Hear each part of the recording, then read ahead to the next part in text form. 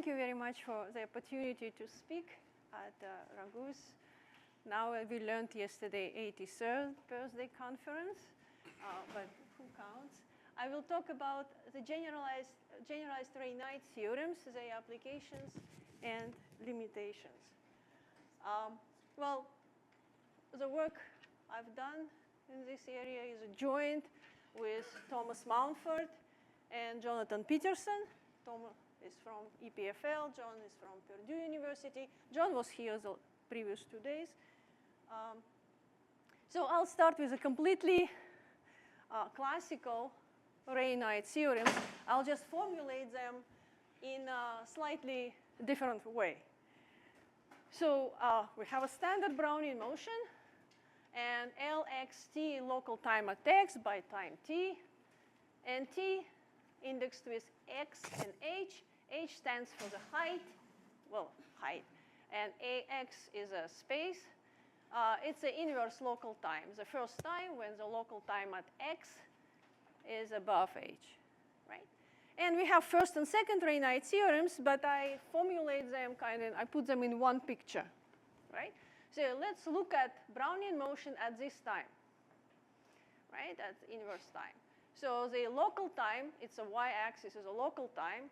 Local time at x is h. And Ray-Knight theorems tell us in particular that if we look to the left at the local times of Brownian motion to the left from x, they follow Bessel squared process of dimension 0. And here I reminded the equation for Bessel squared process of dimension delta. It's over there at the bottom. And if we look to the right from x, the local times of Brownian motion follow first Bessel squared process of dimension 2, which is sum of squares of independent one-dimensional Brownian motions. And then upon crossing 0, it becomes Bessel squared process of dimension 0. And we run Bessel squared process of dimension 0 here and here up to the first time it hits 0, and then the process is absorbed, right? And the Ray-Knight theorems say exactly that these are these processes. Moreover, given h, these blue and reddish curves are independent. And of course, the time is just an integral of a local time from here omega minus to omega plus in between two. This is a minimum of Brownian motion at this time. This is a maximum of Brownian motion at this time. This is just an integral. So this is one way to state Ray-Knight theorems. Now, I was talking about generalized Ray-Knight theorems, but first, let me recall, well, Frank Knight. Ray-Knight, so Frank Knight proved this theorem actually looking at random walks, simple random walks. And it was well known, his work is 1963. It was well known at that time. You can put things on a single probability space. I think it's his thesis, and show the convergence of rescaled simple symmetric random walk to a standard Brownian motion, almost sure convergence. That was known. And using it as a tool, he proved that if you look at here, again, this is not exactly what he did, but it's a restatement. So this is edge local times, directed edge local times, number of times the walk jumps up to time n, the walk jumps from k to k plus 1. So it's roughly half of the local time, right? And if we look at the time of the mth visit to k from the left, again, then twice the edge, because I'm interested in local time, so I take twice the directed edge local time divided by n. The minimum of the walk rescaled, the maximum of the walk rescaled, converges weakly, jointly, to this picture which I presented on the previous slide, right? So this picture, W minus, omega minus, omega plus, and the local time at the inverse local time process, where L is, as I said, presented on the previous slide. And as a consequence, the time, is there a question? And as a consequence, also this time when the local time at nx exceeds nh divided by n squared converges weakly to that. I mean, this is just a reformulation of classical Ray-Knight theorems. And I was kind of, it was nice to, when you read the math reviews for this paper, you find that the reviewer was Henry McKean, and his comment was, it's extraordinary that the local time should depend on its spatial variable in such a Markovian way. Like from random walks, the Markovian property is actually very clearly seen. It's just branching processes, Galton-Watson branching processes. But if one starts in here, it may really look extraordinary, and at that time, maybe some unusual.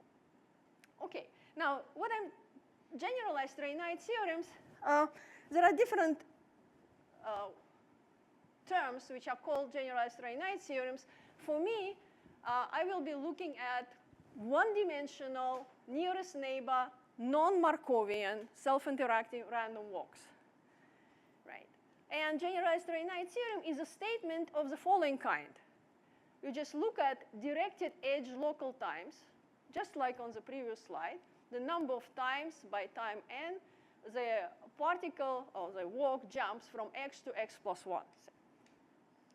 And TKM, exactly as before, the time of the mth visit to k, say, from the left. And there is a positive constant q such that for any x and h non-negative, x in R, the time, so the inverse local time, so the time it takes for the local time, for the number of jumps to reach n to the q times h, number of jumps from nx to nx plus 1 to reach this number, right? So if we look at this time, q is incorporated in this notation, then a similar theorem holds with appropriate scaling. So this q participates in the scaling. And L, now it's a concatenation, similarly as before, of appropriate powers dependent on q, not reflected in the notation, of reflected absorbed Bessel processes. Right here, in classical Ray-Knight theorems, we have squared Bessel processes. Here, it can be different power of Bessel process. And as a consequence, also these times rescaled converge to the corresponding times integrals, basically, from here to here of these local times. This is what I would call generalized Ray-Knight theorems. Now, the game, sort of, we were playing with many different self-interacting random walks and excited random walks, and other people considered other random walks, was the following. The structure of these edge-directed local times is often, in these models, Markovian. So you can prove such theorems, and then these theorems serve as a tool of proving functional limit theorems. So our interest is to look at non-Markovian, well, self-interacting random walks and figure out functional limit theorems for them, what they are. In many cases, we know what the answer should be. We guess what the answer should be, and we use these theorems to show that the answer is indeed such. But then when you do it once, twice, 3 times, you start suspecting that maybe just by themselves, the generalized Ray-Knight theorems imply the functional limit theorem. And then I will show that in general, that's not the case. So you cannot, generally, you cannot really invert the generalized Ray-Knight theorem and get functional limit theorem. There is a counterexample which we came up with, which was already there. We just shown that it's a counterexample. And then the next step, you say, maybe what information here is actually missing? Which information in Ray-Knight theorems is missing? And then you make a conjecture. Maybe you prove joint Ray-Knight theorems. What do I mean, joint Ray-Knight theorems? I will say a few more words. Here you have a single curve. I looked at a single edge. I can take several different edges and prove on the level of random walks, the joint convergence. I mean, for simple symmetric random walk, it doesn't make much sense because there is a lot of independence. Things are independent until they coalesce. So it's, but maybe joint Ray-Knight theorems imply functional limit theorem. Maybe knowing everything about joint behavior, you can actually prove the convergence, functional limit theorems, and even construct the candidate process in the case when you don't know it. So this is basically kind of the direction of this work, right? We just started proving conjectures, and then we ran into a counterexample, and then we investigating whether we can actually improve and prove more general, show more general results. So I will concentrate on self-interacting random walks on a one-dimensional integer lattice, their nearest neighbor. Right? So first thing you take a weight function. Weight function is just a monotone function on non-negative integers. Can be increasing, can be decreasing. Just fix a monotone weight function. Walk starts from 0, and then decides on the next step to go to the right with the following probability. You look at the number of crossings. So if you are currently at x, you look at the number of crossings in both directions, in this model, both directions, from x to x plus 1 or back. Suppose you are here now. You made 4 crossings here and 3 crossings to the left. And you jump to the right proportional, with probability proportional to w evaluated at this number of crossings. In this case, the probability here to jump to the right is w of 4 divided by w of 3 plus w of 4. Yeah, just very, very simple rule. And it is natural when w is increasing, you can say process is self-attractive because it's more likely to jump in the direction where you have more jumps. And if it's decreasing, the process is self-repelling. Right? So it's a vertex reinforcement. No, it's actually, it's edge. There is an edge. It's not vertex. It's actually the results are different, so it differs here. The Markovian kind of structure here is for edge. Right. Now, Tóth introduced in 94 to 96 had a series of work where he looked at different weight functions, right? So first one, it's a true self-avoiding walk. It came from physics literature. Of course, self-avoiding walk in one dimension doesn't make, it's not interesting, but true self-avoiding walk. The word true means that it's a real stochastic process. There is a, it's actual stochastic process, and the weight function is exponential minus beta, and beta is a positive parameter. There is a strong discouraging from repeating the jump. So the walk strongly discouraged from jumping into direction where it jumped a lot. He's shown, so in this column, there will be scaling. He's shown that these walks should scale as n to the 2/3.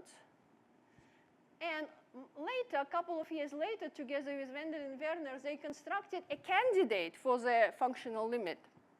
But it has never been proven that actually the walk rescale converges to true self-repelling motion constructed in that paper.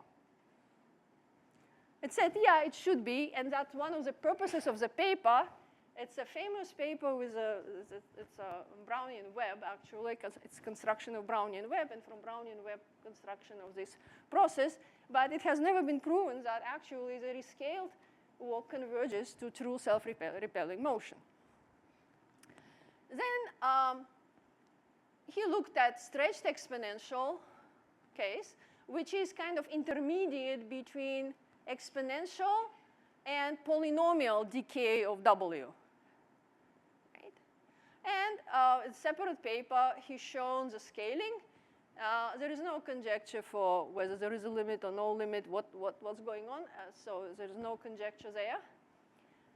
And there is one paper for polynomially self-repelling, PSR, polynomially self-repelling, and asymptotically free, AF, which said that there is a diffusive scaling.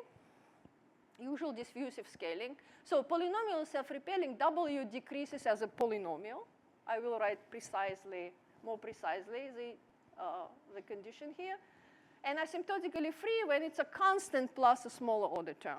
Like simple symmetric random walk is here.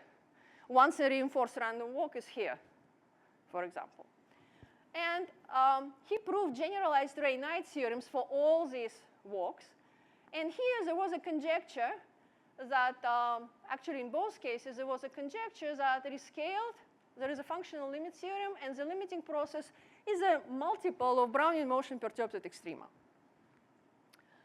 And then there is a weakly reinforced walks when function is increasing as a small power of n. The scaling predicted, this is not known.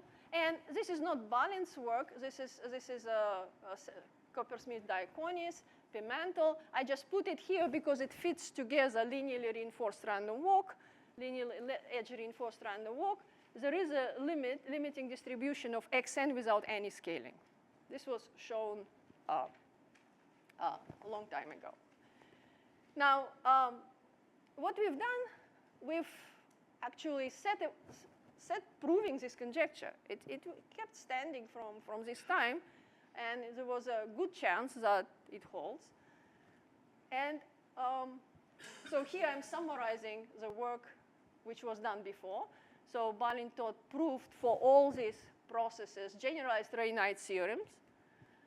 And he also proved convergence along independent geometric random times. Right? So you take a geometric random variable, independent of everything, with a correct mean n over s. And you show, and he's shown, this is Laplace transform, was used, shown that this converges in distribution to a random variable. And after this work, he was able to conjecture candidate for the limiting process. As I said, it was in two cases, Brownian motion perturbed at extrema. For true self-avoiding walk, it was this true self-repelling motion. But even one-dimensional convergence does not follow from here. I mean, there was no result, even full result for one-dimensional convergence. So we started there, and so I will quickly go over these results, and then we proved a functional limit theorem for asymptotically free case, as predicted. That may be not so exciting, but it is there. And polynomial self-repelling case provided us with a counterexample, because the predicted process was specific Brownian motion perturbed at extrema, which fit together with generalized Ray-Knight theorems and with these one-dimensional distributions, completely fit. Yet we proved it cannot converge to any Brownian motion perturbed at extrema. Therefore, there is an open problem. So does it converge? Is there a corresponding limiting process? It's currently work in progress. So, but let me step back and tell you exactly what is asymptotically free polynomially self-repelling works, and what exactly the results that we had. So this W function, we look at reciprocal, and the assumption is that the reciprocal of the weight function is n to the alpha. So W behaves asymptotically as n to the negative alpha, plus these terms multiplied by 1 plus c, real constant, n to the p is positive, and then smaller order terms as n goes to infinity. And I recall here, it's a nearest neighbor random walk, W of number of crossings of both ways, a bond to the right, divided by, normalized by number of crossings to the right and to the left. And the conjecture was that the rescaled process in both cases converges to a constant multiple of Brownian motion perturbed at extrema. Now, Brownian motion perturbed at extrema is, I introduce only, actually depends on two parameters, but in my talk, I only need one parameter. So I take one parameter, gamma. It is well defined on full range from -infinity 1, not including 1. And it is a unique pathwise solution of this equation. It starts from 0, and then basically between its minimum and maximum, it behaves as a Brownian motion. Once it gets to either end, it is pushed by gamma, depending on whether gamma is positive, pushed outside of the range, or if its gamma is negative, then it's pushed inside of the range, right? And this process obeys Brownian scaling, and the triple infimum process and supremum is a Markov process. Okay? So Brownian motion, for example, you'd say gamma equals 0, and here you are. So it's just a larger class of processes. They arise in other applications, and they were very well studied by large number of people. Now, just like Brownian motion, Brownian motion perturbed at extrema has also Ray-Knight theorems. And I will make a picture here exactly in the spirit of the first picture. So we'll look at the first time when the local time at x exceeds h. And then to the left, we get Bessel squared processes of dimension 2 gamma. That's the gamma here. And to the right, Bessel squared processes of dimension 2 minus 2 gamma. And then concatenate it with Bessel squared process of dimension 2 gamma up until extinction time. Gamma is less than 1, so this extinction time's existence are guaranteed. Right? Right, and if you plug in gamma equals 0, you get exactly what you have for Brownian motion. So this was proven by Carmona, Petit, and Yo, Ray-Knight theorems for Brownian motion perturbed at extrema. Right. And let me remind you that the conjecture was that the rescaled, asymptotically free and polynomial self-repelling random walks converge to that process with appropriate gamma. Okay. So let me state the result for asymptotically free case. Alpha is 0, so it's just a constant. The reciprocal is a constant plus that small order term and more correction terms. So I don't have time to do a beautiful Rubin's construction of that, but we look at to determine what gamma should be, what is the parameter of this Brownian motion perturbed at extrema. We take reciprocals calculated at even numbers. So if I go back, so for example here, if x is positive, then when you return, each time you return from the right, the number of crossings is going to be even. When you return from the left, the number of crossings is going to be odd, right? So that's why you have two different sums, basically. This is two different sums for returns from the left and from the right. And because it's asymptotically 1, you have nice cancellations, and there is a limit of the difference. And it has a meaning also, but again. And this number gamma is easy to show that it's less than 1, and it is the parameter of the limiting Brownian motion perturbed at extrema. This is, if you think in terms of exponential random variables, it's expected time. Okay, since I'm not constructing, it has a nice meaning if you do Rubin's construction. So the result we proved, we first proved it for p larger than a half, and then Zhe Wang was also a Ragu's student, and John's student extended it for the full range. There were more technical issues to handle from 0 to a half. They proved it for from 0 to a half. So now we have a full range. And the result is exactly what I announced. You diffusively rescaled asymptotically free self-interacting random walk converges to Brownian motion perturbed at extrema with this parameter gamma in the standard Skorokhod topology. There is nothing like surprising about it, really. We expected to prove that. We proved that. Now, more polynomial self-repelling case was the predicted process was this process, constant multiple square root of 2 alpha plus 1 of Brownian motion perturbed at extrema with parameter, well, yeah, I put gamma gamma, so that in front of inf and sup the same number, gamma.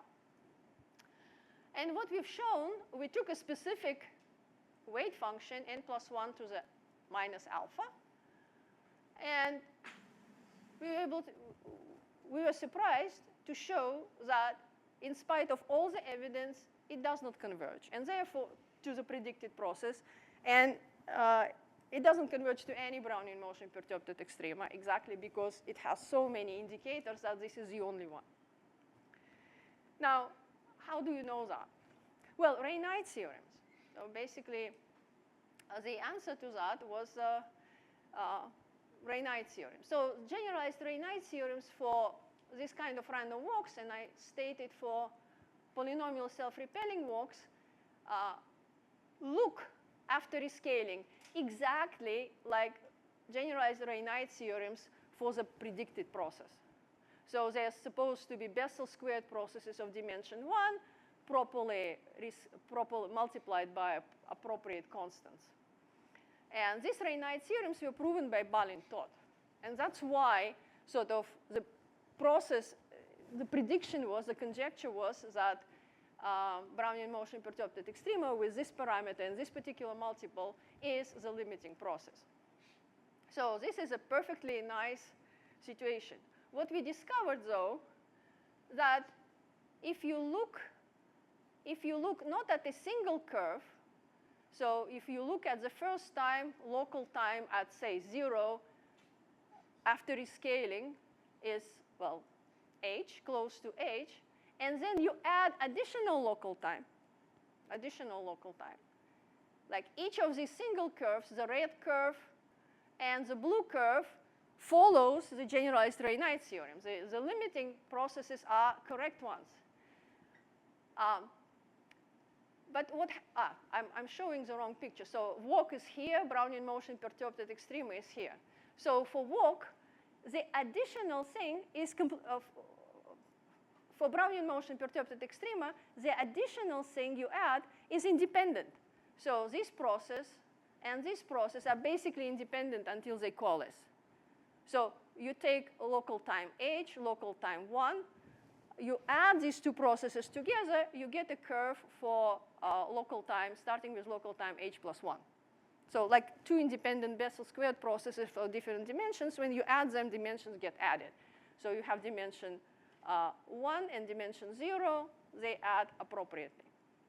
And what we observed, we looked at the corresponding rescaled directed edge local times, and we discovered that when the additional one is actually correlated with the original one. So the additional one, if you look at time between h and h plus 1, you add a unit of local time. This Bessel squared process of dimension 0, all right, has a wrong variance. So they are correlated, and we calculated the correlation matrix.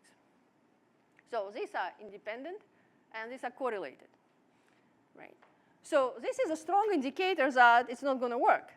But by itself, it does not mean so. So you have to take occupation times of small intervals and do your proof based on this discrepancy in the variances. So this told us two things, that one has to look at joint Ray-Knight theorems. That could be the key. Because joint Ray-Knight theorems happen to be different in these two cases, and prompted us to return to the drawing board. And before handling the polynomial self-repelling case, we decided to try to handle the leftover true self-avoiding walk case, where you have the walk, you have the candidate for the limiting process, but you don't have the functional limit theorem. So we have work in progress basically in two directions. One of them we're basically done.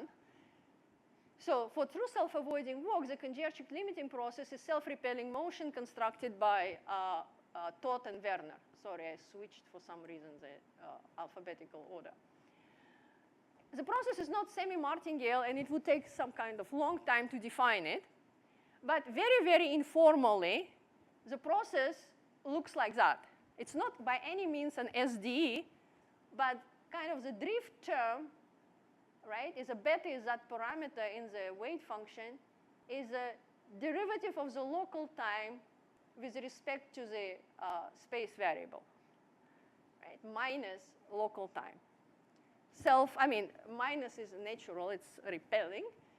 And some constant, I think it's beta over 4, but it doesn't matter. Some constant times the boundary effects. Right?